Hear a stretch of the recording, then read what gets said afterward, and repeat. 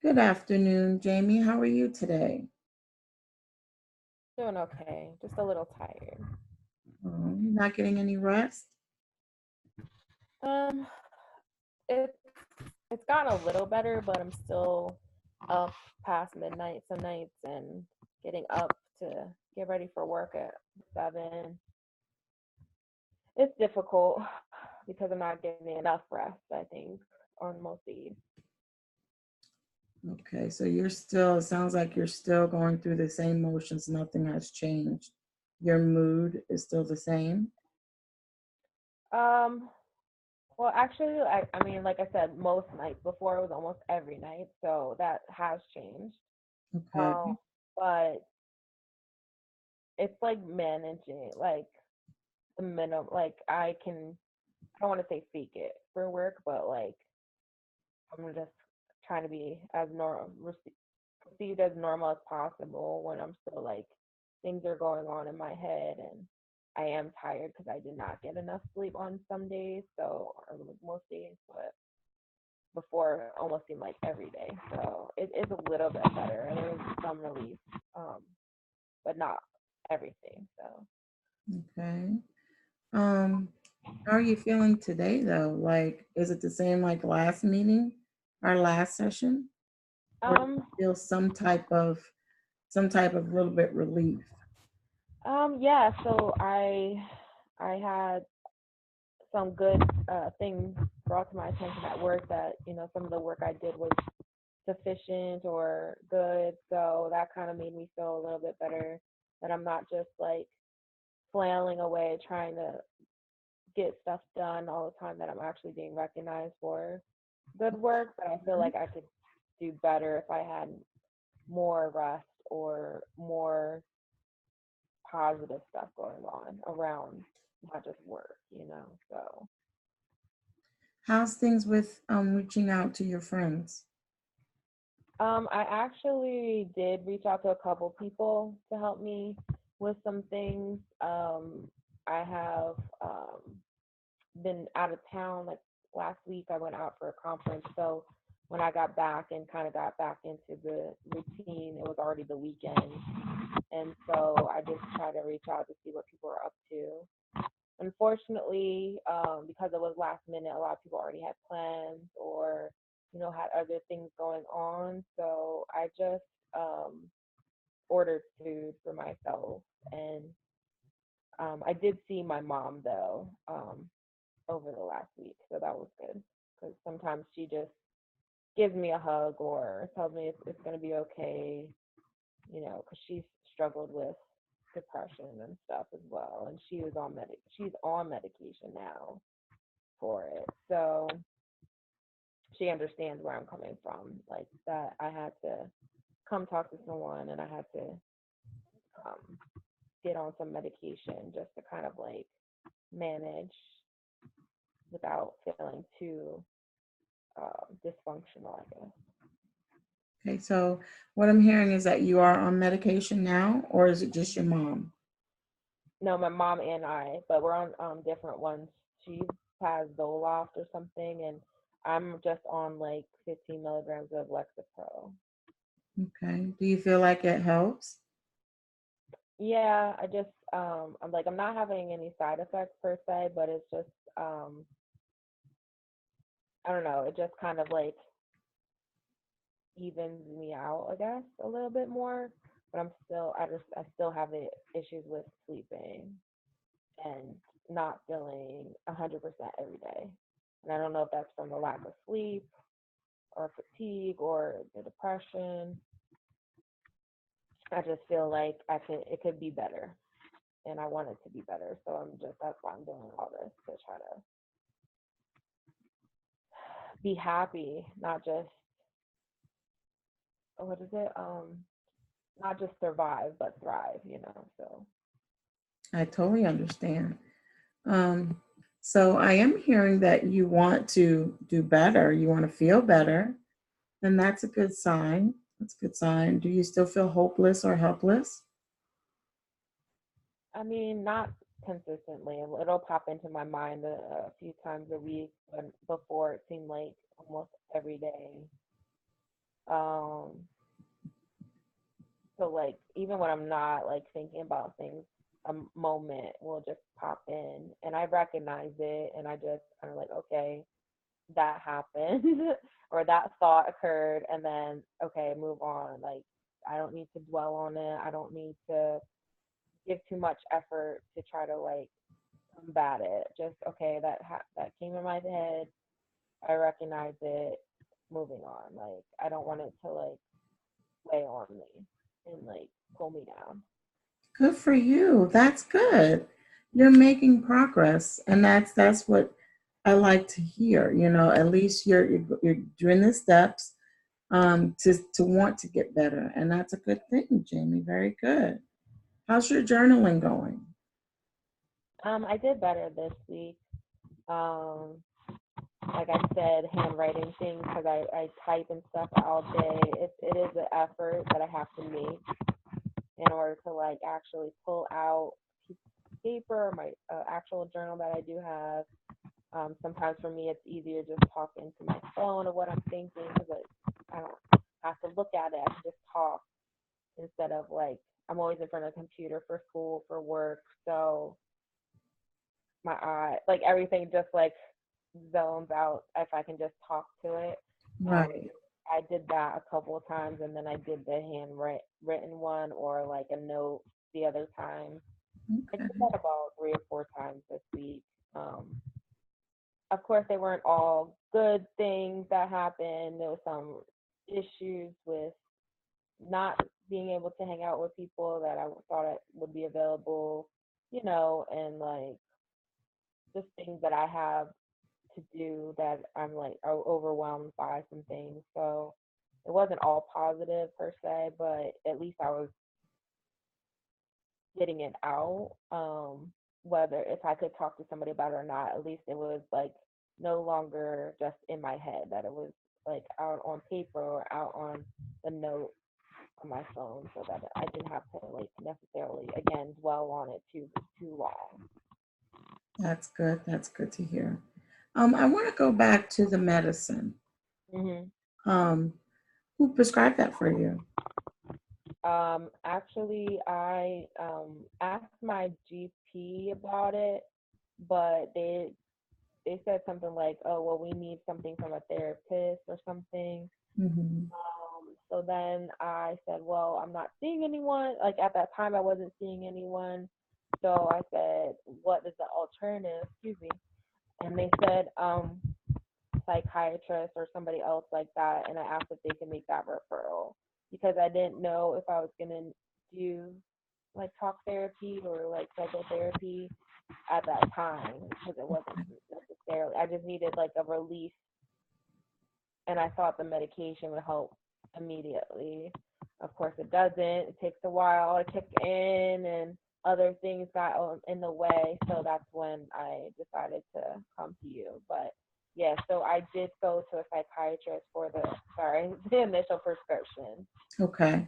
and Okay. I'm able to check in with them um, in regards to seeing you, and also my GP knows. So Okay.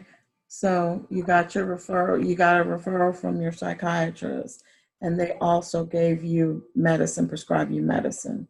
yeah. Okay. Okay. Now you know with the medicine that it does take time for it to get in your system. So you just have to be patient and keep doing what you're doing, which is a good step. I'm glad to hear that you and your mom are talking. It Mhm. may not, is it an everyday thing or just how many I times a week do you guys talk? I couldn't deal with her every day. She's annoying. Okay. Like we're so sometimes so like on certain things that it like bump heads, but um I mean I do check in like at least a couple times a week.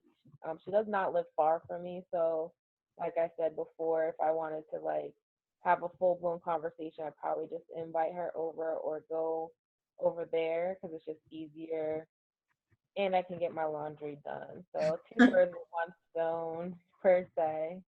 But yeah, so it's been good. I mean, I try not to get annoyed, but like sometimes it's just like I'm 40 years old. You're nagging me about things that like any 2-year-old could do. Like it's it's just sometimes easier to avoid that, and not get frustrated, not get annoyed. But I know she's doing it because she loves me and does care and wants me to be okay. But it just sometimes I receive it as like annoying.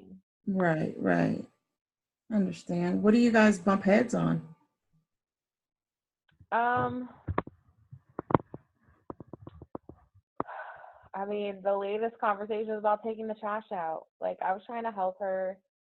And I said, "Oh, I'll just take it out on my way out." "Oh no, leave it." I'm like, "But I'm literally walking next to the dumpster." Like it was like just not necessary. It's just I'm offering to do it. If I didn't want to do it, I wouldn't offer. And it just like irks me. It's so hard. It's like, I'm just like, just shut up. Let me do one thing. You say I don't do enough. Let me do one thing. And when I do offer, she doesn't want me to, or she says don't do it. So then why do I offer? Like it's just no point. Sometimes I just kind of like it was the same thing growing up. Like she would ask me to do the dishes as my chore. I do the dishes, and then she said I did them wrong. I'm like, well, I'm doing them. Like it can't always be your way.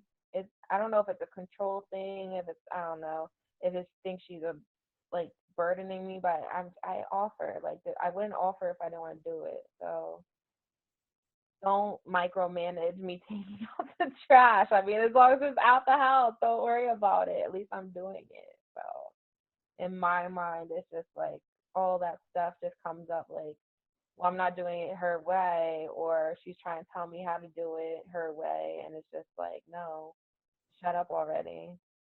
Just let me do it. So, How does that make you feel to know that you're an adult and she still treats you like a child? Do you oh feel my like God, she treats you like a child still? it's so frustrating and like annoying. I get mad about it because I'm like I have lived overseas. I have experienced like 3 lifetimes, of experiences already, and you supported me. I appreciate that, but at some point you gotta let it go. Like I'm gonna do things the way I want to do them, Right, and you've taught me many things. So initially, like you taught me them, so I'm doing it how I remember you taught me. So why is it wrong? Like I don't like. Not that I don't like being wrong. I'll admit when I'm wrong or I take responsibility, but she interject and always put her 2 cents in, and that's just I'd rather just avoid it most of the time. And that's why I say I live close, but I don't go over there every day because I don't want to deal with that, and I don't want to deal with her husband who half pays attention. Like it's easier just not to do anything with them. And okay, it sucks because I do need people around who are supportive, and it's just I know when I go over there, it's going to be this whole thing just with the littlest of things, like a garbage, taking the garbage out. I right, don't need to have a 20-minute argument with you about it. right. Okay. Do you feel like, so you basically feel like she's not supporting you enough the way you need her to? Right. And to me that would be just letting me do it. Like just Okay. zip it. Why don't you get along with her husband? Oh, that goes back years. Again, something so menial. He said something to me like, "Oh, the world doesn't revolve around you," and I don't even remember how the argument started, but when he said that, I was like, "And it doesn't revolve around you." Like I had to give it back to him, and he had the nerve to spit on me at the argument, and I was like, that is like the biggest disrespect besides hitting someone that I could ever think of. You're violating my space. It landed on my like not just like spit on me. Wow. And I was like, no. And then the fact that my mom actually ran after him to make sure he was okay, that is where I started having a lot of issues with him and like their relationship. And that's I just had to like leave their house because I was staying with them at that time. Right. And I was like, no, I can oof, I was so mad, and I don't get mad very easily, but I just couldn't deal. I was like, I'm leaving. I'm going to stay with my friends. I'll be back for my stuff. Like I was done. I was so over it, and he never talked to me about it ever after that. He never apologized for his behavior after that. It was all about him, and again, I don't even know what sprung forth the whole huge blow up, but I definitely remember the outcome. And it's like some things you can talk about and like move forward, some things people just don't talk about.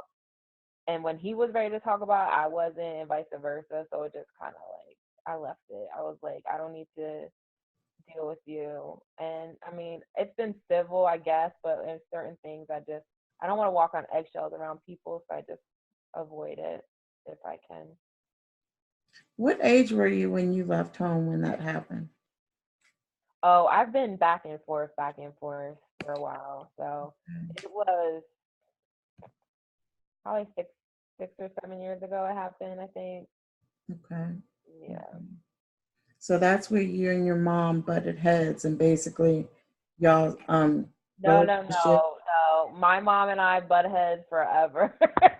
Okay. Like I said, growing up, not doing the dishes her way, and yeah. So my mom and I, we love each other. We're the closest, but we're also the ones that know how to push each other's buttons too. So Okay. that it's not what sparked our issues at But all. that didn't help neither. Oh, of course not. No, Right. I Okay. was just so livid. The fact that he did that, had the nerve to do that, disrespect me like that, and the fact that she left to go make sure he was okay, that was really what pissed me off. Like I said, I rarely get mad. I mostly get emotional, like, and get it out by crying. But like, if I get mad, it's something bad, like severe. Right. Okay. Do you run into these same problems with your friends? Um, I don't think I've ever been in an argument with any of my friends. No, that's not true. One of my friends from high school, supposedly, I'm her daughter's godmother, but we haven't really like talked since I saw them a few years ago. They moved out west. Um, but her and I have gotten into some arguments back in when I was younger, but we don't really talk like that anymore. But I still consider like kind of almost family, but like we just don't talk that often. But yeah, the other friends that I have locally that like hang out once in a while, or I've known them for a long time, we hang out whenever we can, or talk on the phone or text. I don't know if I've gotten to know them as much as I should in order to have those disagreements, or to butt heads. If if they see that I'm getting upset, they'll be like, "Oh, I'm just gonna go because I don't want to upset you more or whatever." So it hasn't been anything like life altering or devastating or anything like that. But I know I can never get rid of my mom because she's my mom. So I know I have to work things out with her. It's just sometimes it's easier not to talk about things that are going to bring up issues. So I'd You- rather be the one to just vacate the situation than to expect someone else to come come meet me halfway. Right. You feel like you could try a little harder with all of them? I mean, I've always tried, but if I'm what's it called? It's a two-way street. Like if I'm just Yes. trying my end, I don't get nothing back. I'm not gonna keep trying, butting my head against the wall like a dum dum. Right. I understand. I understand. Um, when do you notice that you are the most irritable? Because I know you said that you get mad, but you try not to allow it to take over. So when I is hate getting up in the morning. That snooze button is my best friend. I just do not want to get up in the morning. Like I said, I'll stay up all night, sometimes 3 or 4 o'clock in the morning because I'm just thinking of things, I don't even do anything like productive necessarily after midnight. because all my homework, everything else has to be done by midnight. So usually I'm up till the last minute almost getting my assignments in. But like after that, I just sit around, and I guess because I'm up late most days or some days in the week, I don't want to get up in the morning, and I know I have to. So that just irritates me. How long does that last for you? That irritation? Um, Maybe like 15 minutes tops. Usually, once I'm in the, get up, out of bed, get ready in the shower, and things like that, I'll actually try to put on some music while I'm in the shower. I have one of those shower speakers, Bluetooth. So I'll turn on some stuff to kind of like change thought, of irritability or frustration or whatever, or tiredness. Try to like pep up my step with some morning music, and 5-10 minutes in the shower kind of like changes that, I guess. Okay. So it doesn't happen throughout your day. It's just the first 15 minutes that you get up. Throughout the day. Yeah, no, I'm kind of like what you call in the middle. I don't really get irritated. I don't really get like super happy either. You know what I mean? It's kind of just like it is what it is. The only time I'll be irritated is I feel like sometimes in my job, like because I'm working with so many different personalities, that like I feel like I'm not being heard all the time. Like when I literally ask them a question in an email, for example, and they respond and don't answer that question. I'm like, well, you didn't even respect me enough to read what I sent you. Like, takes 2 seconds. Like, so little bits of that throughout the day might irritate me, but I also take it now as, well, that's just they're busy too, and like I try to justify not being heard or not being responded to the way that I would want to. You know what I mean? Okay. So, Yes. um, or sometimes like I've missed questions on people's too. So I'm like, I take that perspective as well. It's like, oh, we're not perfect.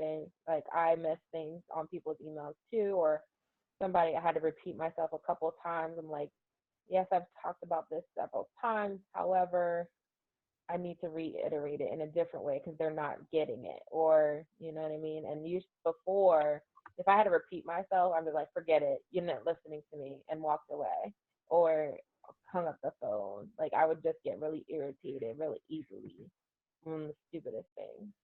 Okay. So what I'm hearing is that you can get irritated from the most littlest things. It doesn't matter how trivial it may That be, was before. That was before. but you don't do that now. Not really. Do I you ever try to. lash out at people? Mm-mm. Okay, that's good. Even when I should, I don't. Okay, okay, okay. I mean, sounds like how's your health been? So I actually just went to the doctor because my doctor, when I went them, told them about me being tired a lot, told them about loss of appetite, like I'm only eating like once a day, if that.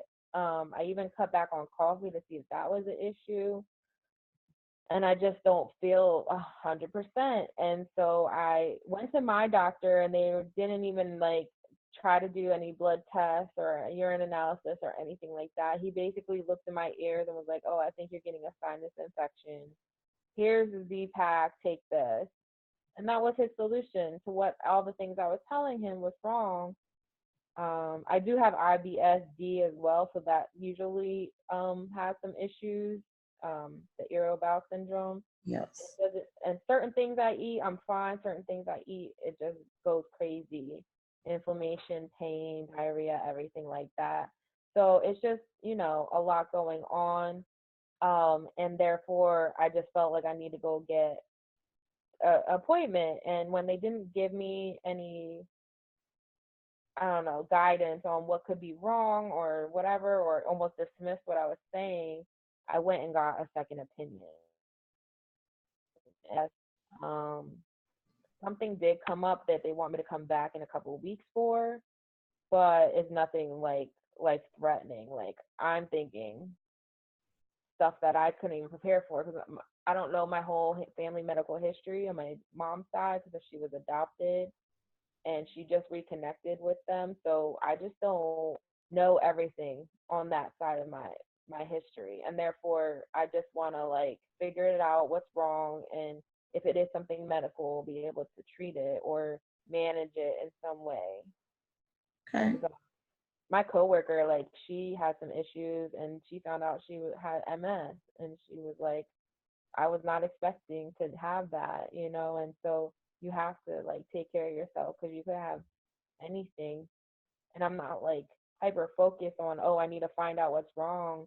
Something's wrong with me medically. But when you feel off for a reason. It's not just one thing, maybe, but you still feel like you need to address it.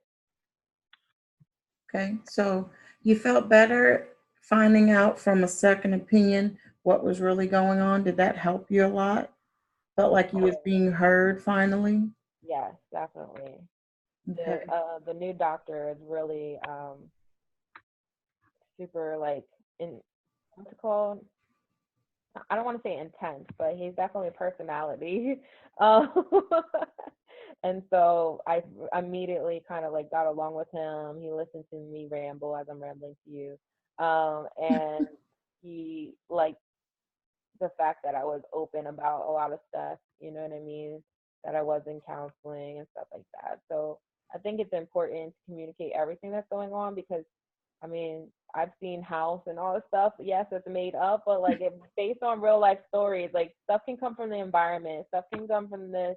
You could eat raw fish. I don't know, like all these things. So like instead of worrying about all that stuff that it could be, I want to find out what it is, you know. And before I would just like have it all in my head and not actually do anything, and it would just cause me more stress and make me more depressed about all the things that it could be, you know, instead of finding out what it is. So, Okay. So you've been proactive. yeah, because Okay. Okay. if I Which I can't do think that's anything good. about it, then I need to figure out something else. Okay. So But I do hate you doctor's feel, office. I'm sorry. I said I hate doctor's offices. Uh, don't worry, you're not the only one. Yeah.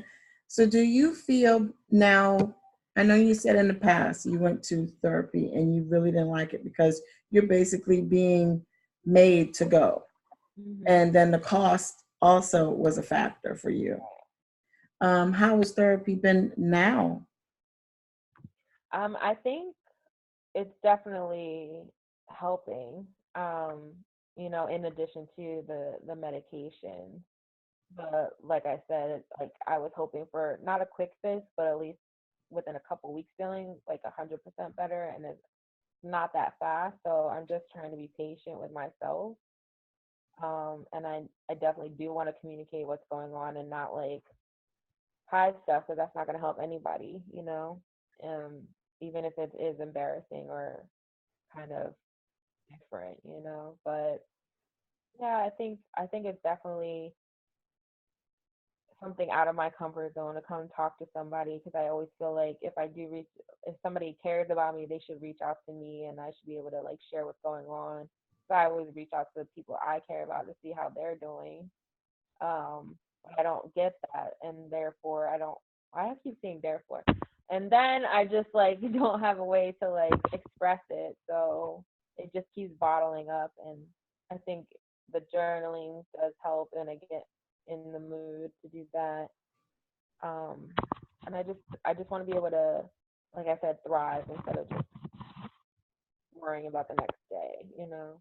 Yeah, I understand. No suicidal thoughts, right? No No. wanting to hurt anyone, correct? That's good. So you are making progress. Mhm. Just sometimes some people progress, it works, it goes faster for them. And others, they need that extra, time to work through their things. And that's okay.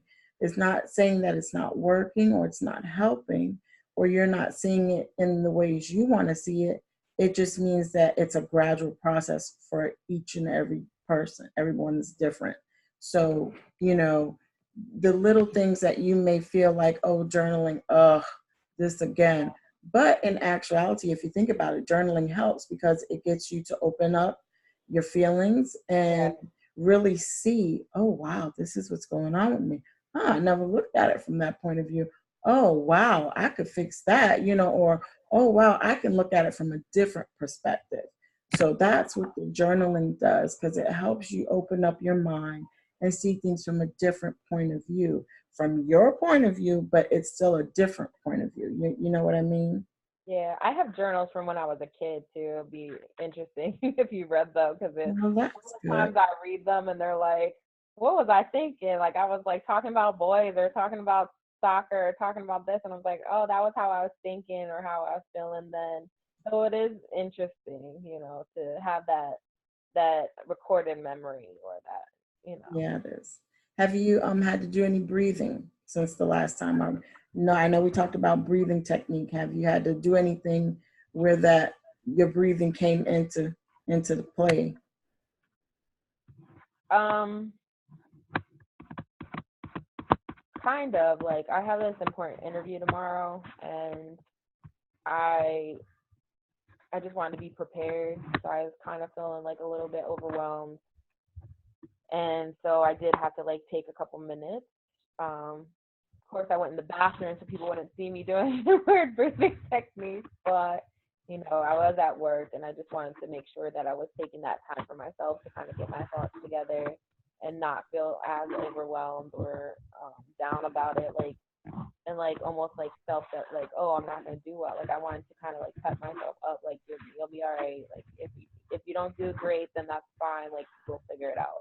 So it did help, like just to take that couple minutes to kind of like refocus my head and my heart and everything, just like get it in one beat. So Well, good for you. So, see, things are working for you.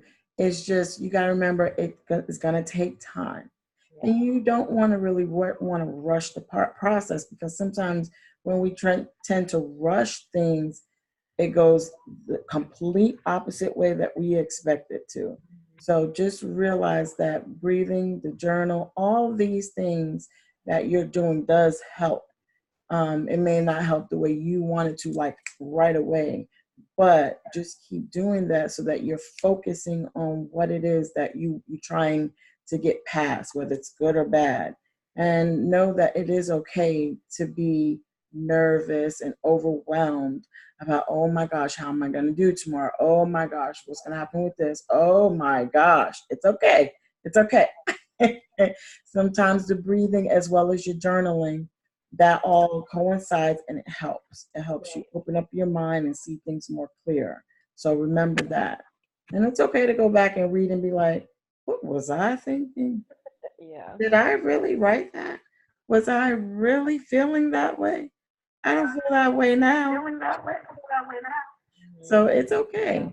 Just take the time, do the steps that we talked about because as you'll notice, you'll start seeing a change, and it'll be a change that is more gradual than it is now. Mhm. Okay.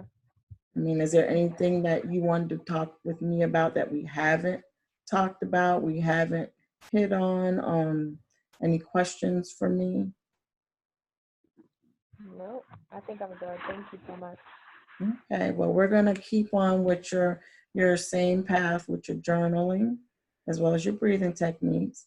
And also, I want you to fill out a consent form so I can get a hold of your psychiatrist as well as your general practitioner to get some notes and we can coincide so that all three of us is on the same page. How does that sound and work for you? So you need both, not just the psychiatrist. Yeah, just so that because I want to make sure that their notes is coinciding with mine and your psychiatrist because I think that is good for all of us to be on the same page. Hmm. Okay. Okay.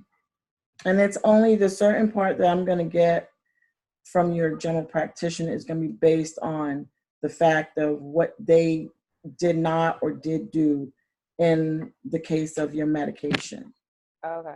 and being referred to the Great. psychiatrist. Okay. Okie doke. Yeah. So we'll meet the same time next week. Okay. Thank you. You're welcome, and you have a good day.